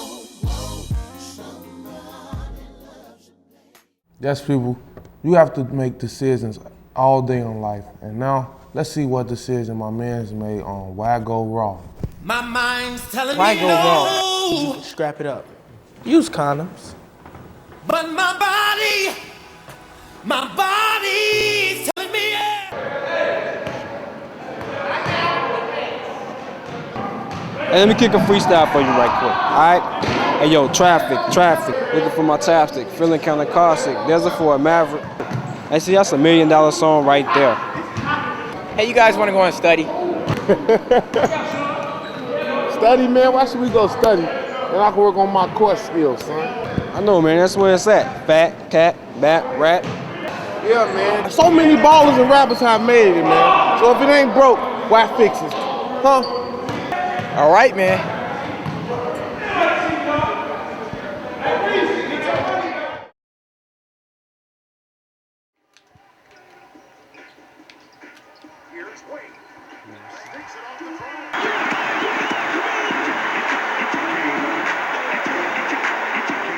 Ooh, man.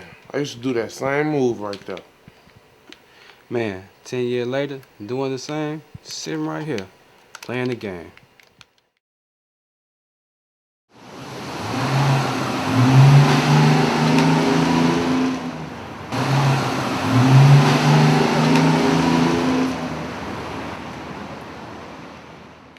Welcome back, people.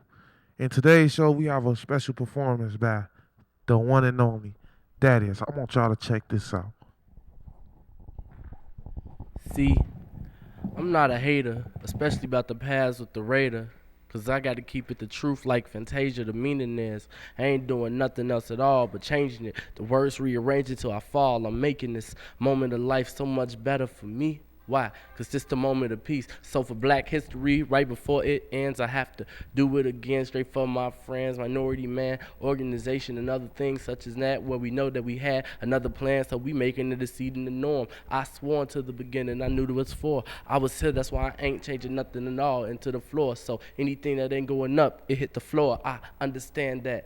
I understand the meaning of not getting money, not even being a place. So the way that it changing, the way to the face, no ways to rearrange the moment of the place. I'm gonna do it real big for my people across the border who even know that I've ordered with fathers who wouldn't support her. But now it's time for a real man to step up, rep us, do things that we know we teched up. No game hecked up, flow rang and nest up. They wanna treat us like gorillas, so hold your chest up. Yes, that's all we have for you guys today. But before we leave, I'd like to send out a challenge to all the males out there. I want to challenge us to step our game up and do better, not just in activities, but in the classrooms too. And the females too. Y'all help the brothers out. Since y'all say we not handling our business, so help us brothers out so we can take care of our business. I'd like to thank Chris Frills behind the camera, Gio behind the camera, Sarah behind the camera and the VTR, Arthur doing everything, Z on the audio, and Jeff, we're just gonna say Jeff, you know what I'm saying? He's over everything, you know what I'm saying? That's a wrap, folks. You watching Keeping It Real.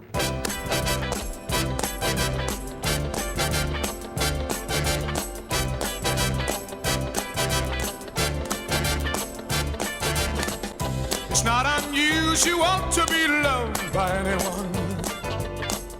It's not unusual to have fun with anyone. One last shout out, we want to shout out to Rafi, who left us. He's up in Northwestern doing his thing.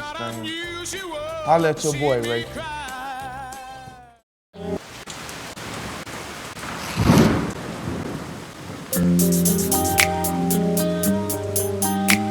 You only have one heart. You only have one heart. You only have one heart. You only have one heart. You only have one heart. You only have one heart. Don't abuse it, and don't just give it to anyone. Glad that you made me your wife. I think about us, dream about you. Love ain't always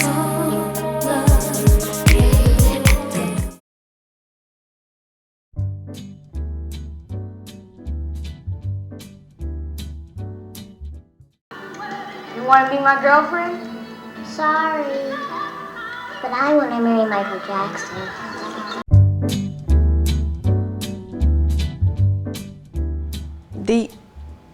Deep emotion, deep feelings, and you just devoted to that person.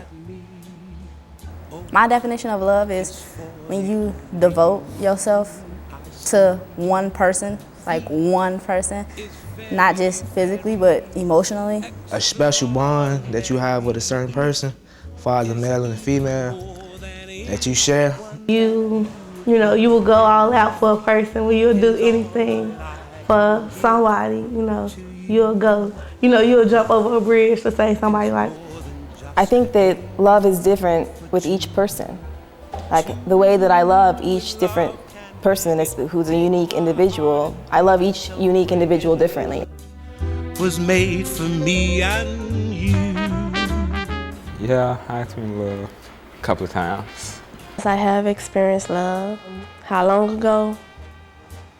It was some months ago. I have experienced love, and if you're talking about specific relationships, I'd say the last time I was in love was about a year to 2 years ago. I've experienced plenty of love all the time. I love my mom, I love my sister, I love my grandma, I love my uncle, I love my aunt, I love my other uncle, and then I love Alex, but I call him Allie Poo Poo. Yeah, I've experienced love. Have I ever been in love? I mean, being in love is a different story. I think that I have been in lust. Sexual tension between both of y'all, you just get the urge or whatever. You get real amped about that person. Sexual attraction. And love is more than that. Love is caring about someone, even if that person was never capable of having sex with you, ever. You still stick around and care about that person.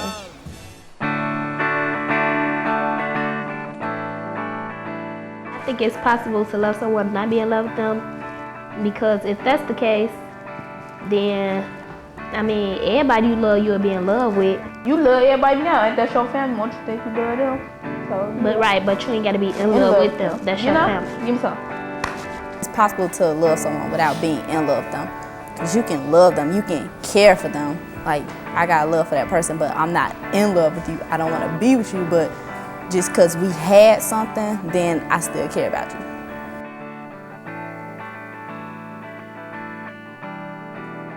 Not a simple thing. It takes time. It's not easy to just say, I love you, and to fall in love with somebody. I don't think it's easy to fall in love with someone, but it probably depends on the person.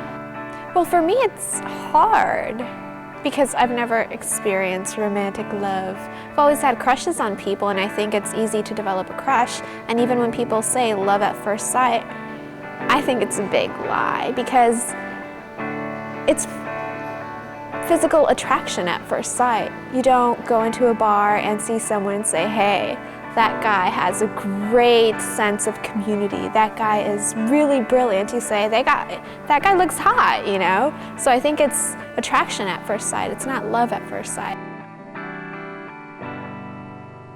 Many times I've been hurt by love. Because you think you really know somebody, you think you really love that person, but it turned out to be something so different, so, you know. I have been hurt by love 2 years ago. My first love. I think I've developed love for a few friends, and it's one of those situations where your trust, it kind of disappears because something someone said or something someone did. And so in that case, I guess I have been. Love is just a feeling of deep, deep caring about someone. A lot of times it's acceptance. It's accepting someone unconditionally. It's appreciating someone for who they are, their unique person. No matter what mistakes they've made or what flaws they have.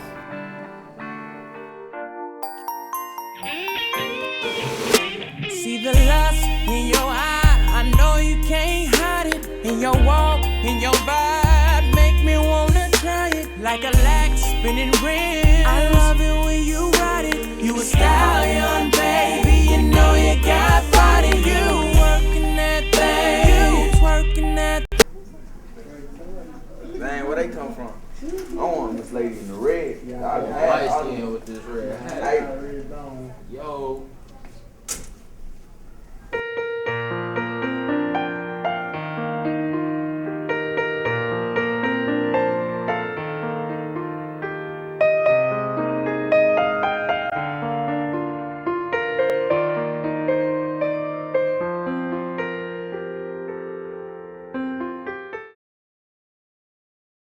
For decades, powerful black women have been leading our generation in the fields of education, medicine, law, and their households, even though they were denied equal rights through sexism and culture.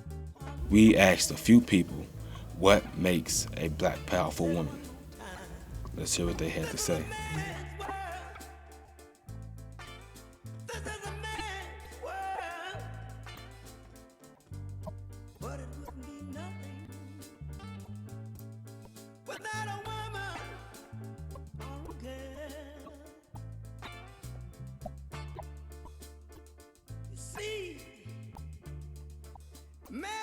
I do believe in black women being powerful. Why? Because historically, black women have been powerful. We're the backbone of the African American race. We've had to be powerful in order to lead our families. Currently, there's an inordinate amount of African American men who aren't leading our families. So African American women have to be head of household. Title, but she also puts her own needs to the side for other people, you know. I'm talking about the half of the black powerful women. I believe black women are powerful. It's just some is mentally, they think they need a man to do whatever they want to do, and it's not always that. Some women can do anything, probably better than a man. As far as them being powerful, we have overcome a lot of things. It's just now we need to gain more respect for each other.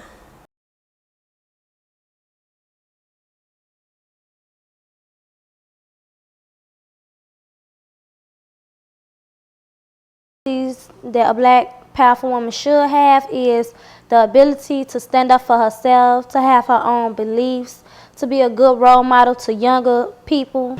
Being a black woman myself, I need to look up to somebody to, you know, motivate me. Intellect, sympathy, compassion, understanding. I think those are my qualities for black women in their aspirations of power.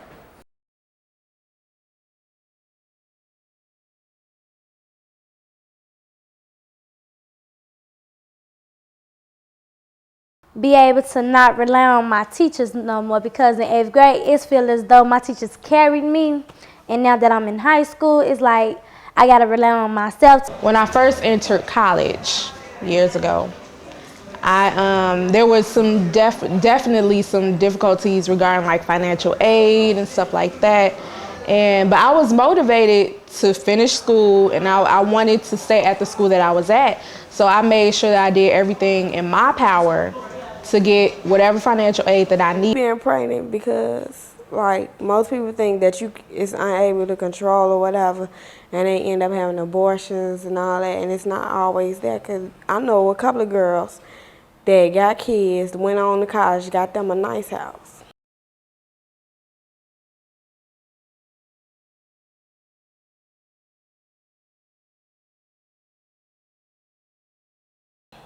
I believe it's important to have powerful black women, but also just powerful women in general, because the world is filled with so many powerful men who feel like they have to run everything. So you need that balance. You need women who are powerful and can have a positive influence. Today's society, I think having a powerful black woman in your neighborhood and your home is important, because most females, they get insecure about themselves and everything, and they don't have a female role model to be able to talk to. Yes, I do think having a black powerful woman in today's society is important, because it gives the younger generation a good focus on ways that they could become a better person. This is a man's world. This is a man's world. But it wouldn't be nothing without a woman or a girl. Flashing lights,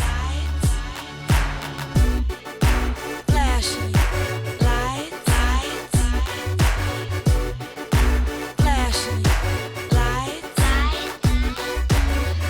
don't believe in shooting stars, but she believe in shoes and cars. Wood floors in the new apartment, couture from the store's departments. You more like love to start shit, I'm more of the trips to Florida.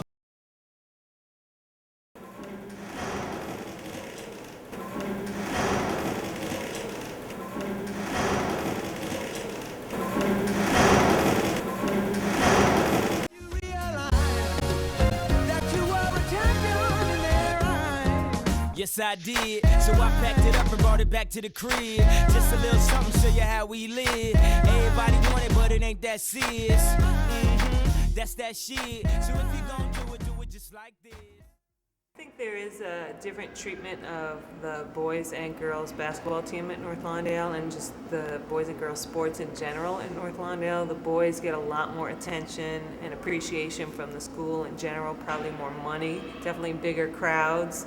The couple of times I've been to girls sports, volleyball games, basketball games, a pretty small crowd, and it's not fair. They have a great record. They try just as hard, they work really hard, and they don't get as much recognition for their efforts. I think that we have a good shot at winning at least regionals this year because we have a lot of hard-working girls in terms of varsity. Finley, I'm the assistant head coach for the girls basketball team here at North Lawndale College Prep. And this is a debate going on about the discrimination between boys and girls basketball. I feel there is a discrimination, but at this time being, the gap is being closed. Boys are funded more than the girls, and they put more emphasis on boys basketball. But hopefully within the next year or two, the difference can be made up in a hurry.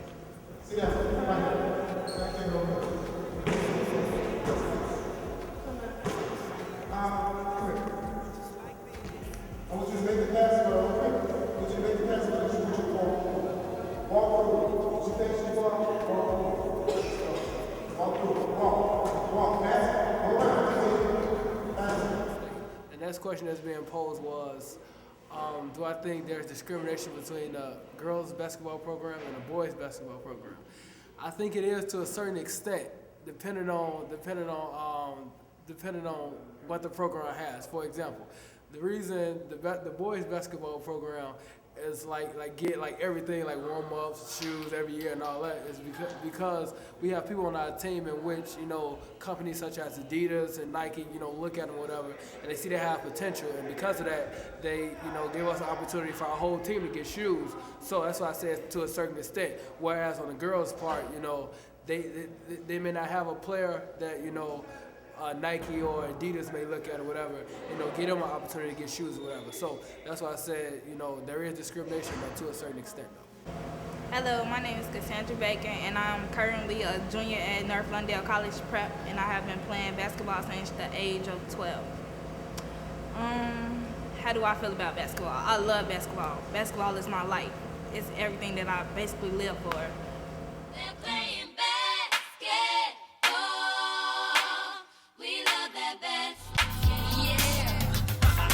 basketball is my favorite sport. I like the way they dribble up and down the court. I keep it so fresh on the microphone. I like no interruption.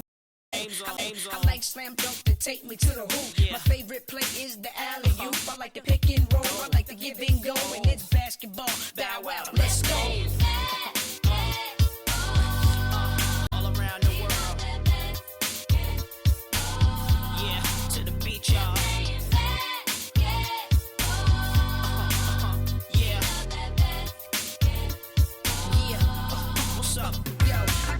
In my hands, ain't no telling what I'm gonna do with it. When I got possession, I'ma act a fool with it. I might cross you up and fake one way, turn around and I'm throwing down passes like J Kidd, taking cats to the rack and I'm dunking on them right. C-Mac when I'm in the... Hopefully, our dreams will come true because we do work hard. We work harder than any other school in the Lawndale area. We are going to be the future. Everybody want it, but it ain't that serious. That's that shit. So if you gon' do it just like this. You realize that you are a champion. You don't see just how wild the crowd is. You don't see just how fly my style is. I don't see why I need a stylist. When I shop so much, I can speak Italian. I don't know, I just want it better for my kids. And I ain't saying we was from the projects, but every time I want to lay away or deposit, my dad'd say when you see clothes, close your eyelids. We was sorta like Will Smith and his son. In the movie, I ain't talking about the rich ones. Cause every summer, he'd get some brand new hairbrain scheme to get rich from. And I don't know what he did for dope, but he'd send me back to school with a new wardrobe. And hey,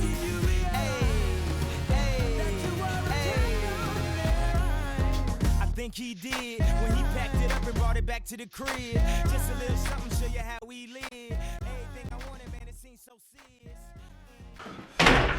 Who was this fool, man? I ain't seen that cat before. Nigga sweet, man. Hey, nigga sweet. Look at this, man. What away, man.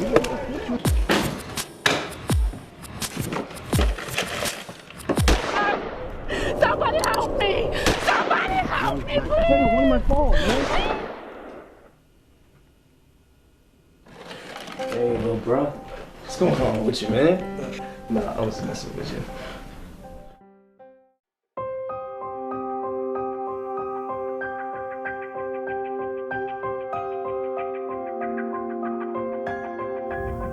I want to go home. I want to see my family. I'll never do it again. It wasn't even me. The juvenile justice system is hurting my community. It's hurting troubled youth. They talk a good game, but there is no meaningful education going on inside the juvenile justice system. There is no actual discussions about why what they did was wrong, how it affected them, and how it affects their community. If there is an education, it is an education for survival within the madness. It becomes more of a test than anything. Youth get to test how tough they are because now you're in a facility with maybe the roughest and toughest youth from all across the city. One cannot exactly appreciate and ponder about the universe, gain skills and plan for tomorrow when you're worried about whether your throat is going to be cut. So gaining more knowledge on criminal activities, it becomes more of a skill share. It is an education as about violence. Is it an education about aggression? Is it an education about devaluing human life? And if you can succeed in here, if you can make it through here and out of here without getting, I guess, punked, you could say, then you can come back to you can go back to your community, and now you're more respected because you made it through that experience. That is the education that one gets simply by trying to survive inside the juvenile justice system, especially when they're locked up like animals. I think that's why kids just keep coming back, because it's, it can be different when you're there and you're in court or you're locked up, but if it's the same when you go home, nothing's changed, then it's the same patterns are going to be there, the same behaviors are going to be there, and it's going to be hard for kids to stay out of trouble if nothing's changed at home. Department of Corrections, it's called correction. You sit somebody in the cell and the whole something for years, let them rot, and then just bring them out. That's not correcting anything. If anything, that's adding to the problem.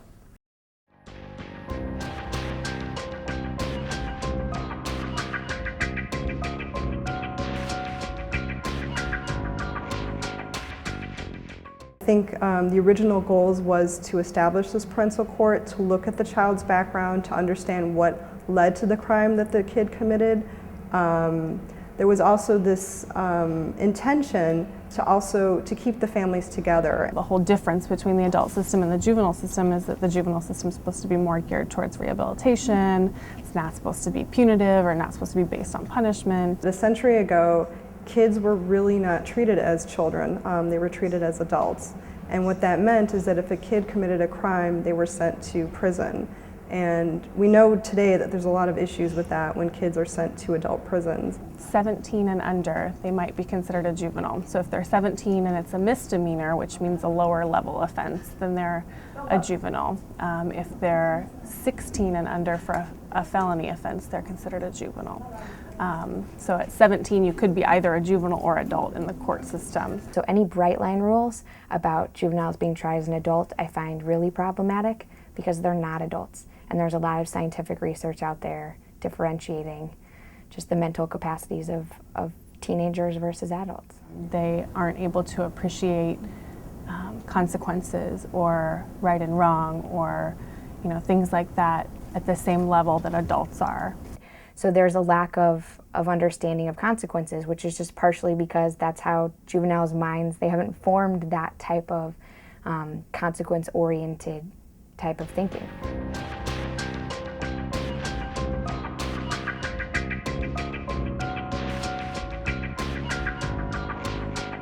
I think if you were to ask 17-year-old African-American males in Chicago if they've ever been stopped by the police, most kids are going to say yeah, even if they weren't doing anything wrong, even if they weren't arrested.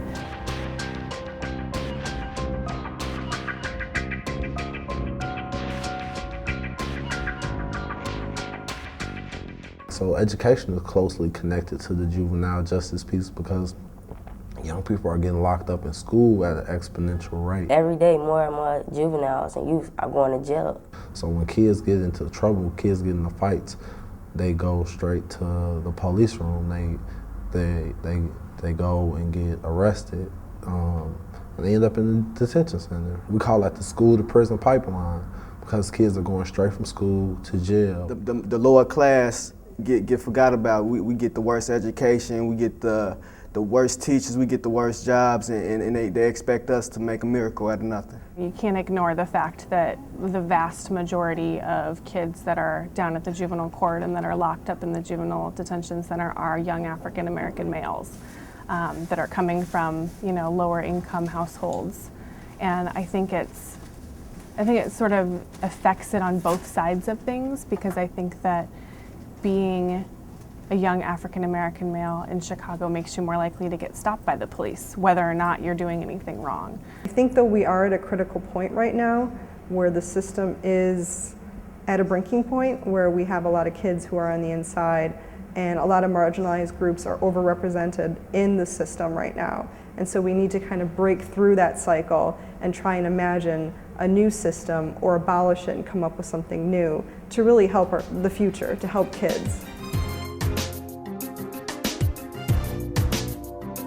There definitely needs to remain and be even more of a focus on, rehabilitation and not just on punishment, because so many kids just get caught up and keep coming back and keep coming back. A child needs to have a future outlook. A child needs to be protected. I wish that there was better education in schools in terms of saying, hey, this is what this actually means. And these are the consequences that are coming. I think I would want there to be more involvement in terms of finding out from youth what would really work and what would help and what would prevent them from getting involved in the first place or from getting involved again if they do get involved. There are youth working all over the nation on juvenile justice issues, closing down detention centers just like we're trying to do here in Chicago. Fighting to make reform, trying to change laws that criminalize youth for being youth. So there are a lot of ways youth can get involved. People in communities knew their rights and were more educated, and knew what a cop could and couldn't do. I mean, I feel like that would eliminate a good part of the problem. I think if we don't fight for ourselves, no one will. And if we don't support the organizations and whatnot that's trying to make a change, trying to make a difference, then, well, we don't have a right to say anything about when things don't change. So much attention is being put on the negative and what youth aren't doing or the bad that we are doing, but not enough attention is being put on all of the positive things that young people are doing. Because young people are doing this work everywhere.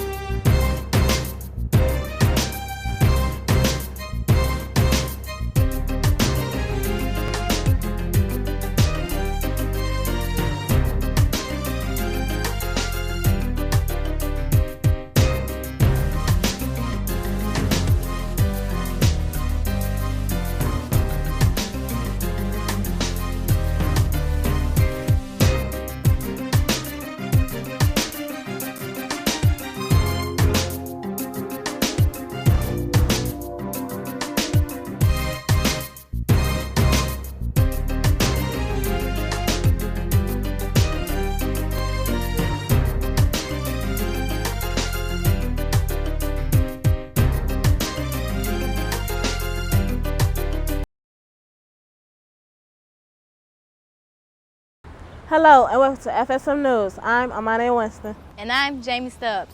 FSM News is a product of Free Spirit Media, which is a non-profit organization that empowers youth voice.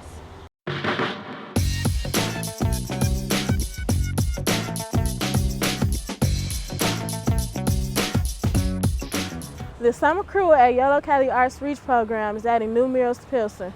This should be exciting because they already have beautiful artwork in the neighborhood.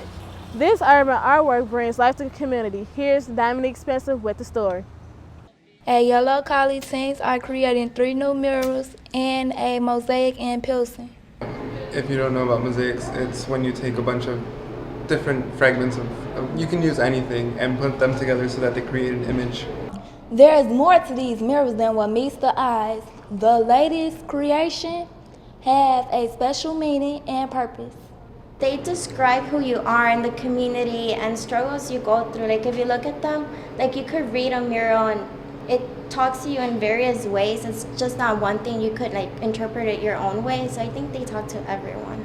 This is just one of the many murals that teens use to represent their community. And to create artwork that describes them and the community and the struggles that they go through. It also helps the artists build long-lasting bonds. It would be the one that I worked on right here, Declaration of Immigration, on the side of the building, because that was my first experience at Yellow Cali. And just the team that we worked on was so like special, and we all just clicked, and it was what made me love Yellow Cali. With more murals to come, the Pilsen community will be an even greater sight to see. Reporting from FSM News, I'm Dominique Spencer. Yellow Cali is really on the ball. They earned an After-School Medal Award in 2010. They also earned a special recognition from the White House. Up next in our Did You Know segment, we'll hear why they deserve to get it. Stay tuned.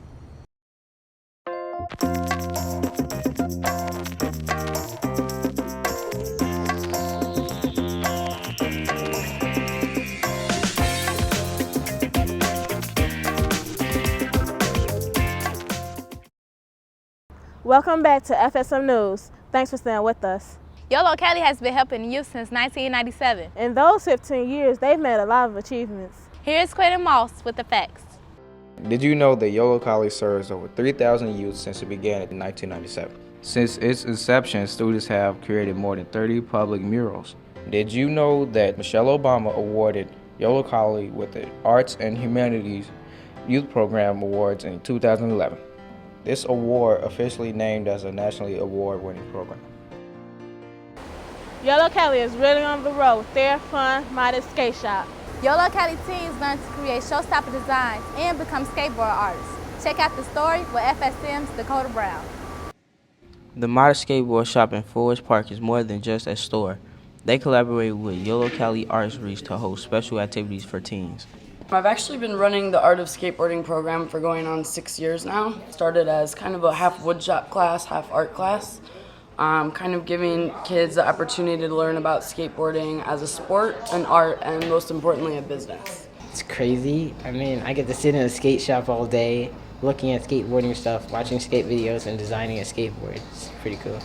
The Art of Skateboarding program has a major goal in mind for students. Teens can kind of learn what it's like to be a commissioned artist, hired to provide original graphics on skate decks to be displayed in the community in them skate shops like this. Here at the Modest Skate Shop, teens learn to create professional skateboards. It's the first step to helping them achieving their dreams. I've been skating for a good 2 years now. I've gotten pretty good, and then I've always wanted to be sponsored, and then this opportunity just came up, and I was thinking, well, when I get pro, I could work on designing my own boards. Becoming a better skateboard artist drives the teens to stay focused in the program. Before, I didn't really do art at all. I mean, I drew a little bit. I got new techniques on how to paint better because I've never done that before. We actually sketch a lot.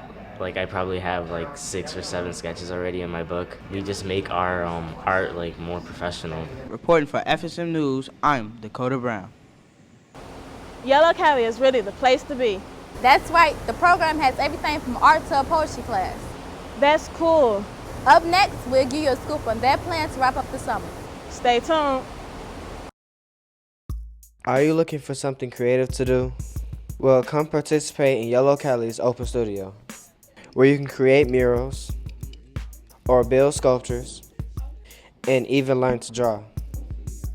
If you're interested in joining Open Studio, it takes place Tuesdays and Thursdays from 3 to 5 p.m. at Yolo Cali. Get involved. Before the summer ends, Yolo Cali plans to celebrate all of their creative programs. Staff and participants are currently working hard on a summer showcase. Janae Stubbs has more. Yolo Cali has many programs for the youth to partake in, so it's no surprise instructors and participants are working hard to show all of their stuff for the closing event. Our students work in the classes to create a final event. It's a final showcase, it's what they work towards all semester, so all of our different classes will be showing their final artwork. Showing their final projects means a lot to the teens. I guess it shows people that's interested in my work. It's definitely a great opportunity. You get to see how people react to it. I think that's what I do art for. Everyone has a special responsibility to help pull the event together in time. I'm in charge of the merchandise here at Yolo Cali, which we actually we print on sketchbooks, which you can see right here. We also print a lot of shirts with the cool designs. There are lots of programs to showcase during the big event. This includes theater, a poetry class, and a tribute to Maggie Daly. We're doing an exhibition about Maggie Daly to honor what she did to the youth and all that and the community. This tribute is not all fun and games, but it's a challenging process. We pretty much just paint the background white, and then we project the image and we trace it, and then we start painting. Although much perseverance and dedication is needed to make everything come together, the staff is confident that it will all pay off at the Yolo Cali Summer Showcase, which takes place August 17th from 5 to 7 p.m. Well, that's our time for this week's newscast. We'll be back next week with more news on the road. Until then, check us out on Facebook. Search FSM News. You can also find us on the ABC7 Chicago's website in the community section. Have a good weekend. 3, 2, 1, that's a wrap. Mirrors. There are lots of programs to showcase in the big event. This includes Nope, that wasn't it. Here at the Mitre Skate Shop. That's right. 3. Cali teams learn to create showstopping designs. I heard these mirrors and what meets the eye. The latest creation. Do it again. When you forget. It's this thing. That's all right. A little up. Right there. Fine with this next. Wait, I'll do it again. There's more to these mirrors